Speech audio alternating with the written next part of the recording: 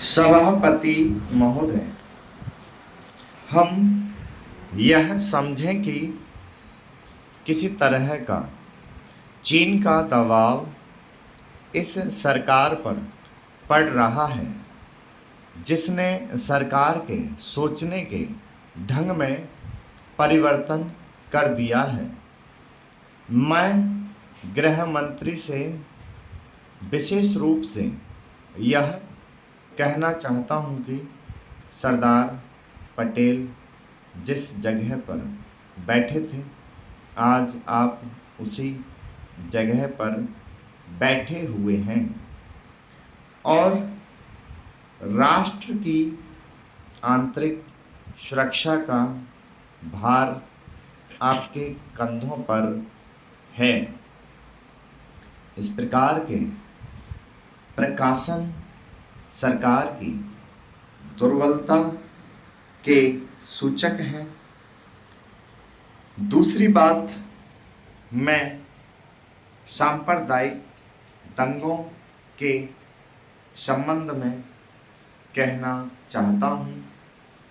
इन सांप्रदायिक दंगों से निश्चय ही हमारे देश की जो आंतरिक स्थिति है वह बिगड़ती जा रही है। दुनिया के दूसरे देशों में हमारा देश बदनाम हो रहा है। सबसे पहले मैं गृह मंत्री महोदय से कहना चाहता हूं कि अब जितने सांप्रदायिक दंगे हमारे देश में स्वतंत्रता के बाद हुए, गृह मंत्रालय इस बात की जानकारी ले कि इनका प्रारंभ कहाँ से होता है और कौन उनको प्रारंभ करता है। अगर इस देश का बहुमत उनको प्रारंभ करता है, तब तो मेरा कहना है कि बड़ी कड़ाई के साथ उन पर काबू किया जाना चाहिए।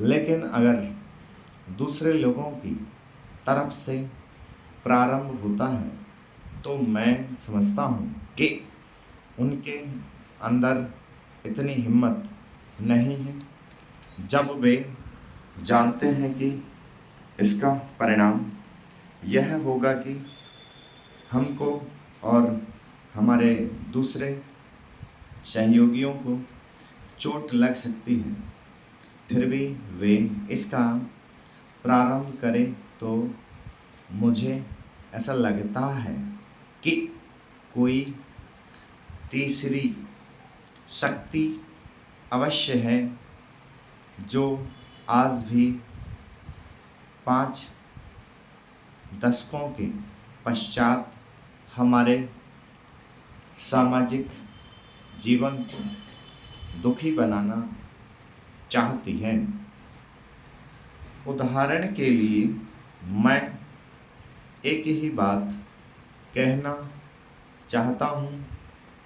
पहले गृह मंत्रालय जब अपनी वार्षिक रिपोर्ट प्रकाशित करता था, तब उसमें बतलाया जाता था कि हमारे देश में दुनिया के किस किस देश के कितने नागरिक रह रहे हैं।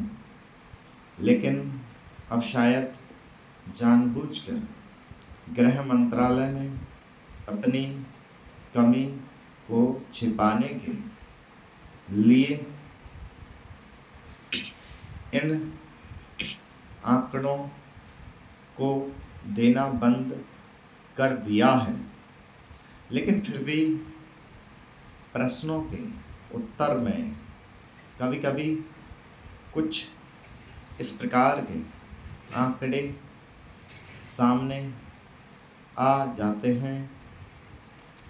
अभी हाल में जब यहाँ पूछा गया कि हमारे देश में पाकिस्तान के कितने नागरिक ऐसे हैं जो पासपोर्ट लेकर रह रहे हैं, तब उत्तर में सरकार ने बतलाया कि इस समय पासपोर्ट के आधार पर भारत में रह रहे पाकिस्तानी नागरिकों की संख्या लगभग 217,000 है। अध्यक्ष महोदय, मैं आपकी आज्ञा से अपना बिल सदन के सामने विचार के लिए रखना चाहता हूँ। मैंने इस बिल में एक बात कही है कि जो विदेशी धन गलत तरीके से हमारे देश में आता है, स्टॉप